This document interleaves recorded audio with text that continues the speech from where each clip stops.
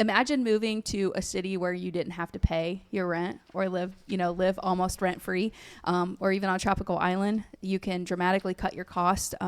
But there are some remote locations and even some places in the United States where you can live cheap or in some cases almost free.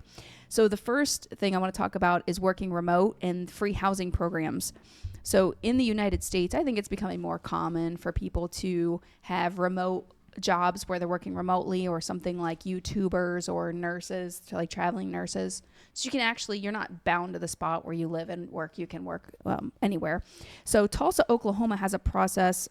It's called Tulsa Remote. But if you work remotely, what they'll do is they'll pay you 10 grand and they give you co-working space and community perks. West Virginia, and I don't know the town specifically, but there are participating towns that will pay you up to 12 grand, and then they give you co-working spaces and outdoor packages too, or what that looks like. But just to know that that's available is pretty cool, especially if you're like a young college person or you don't have ties to a town and you can kind of get up and move. That's really cool.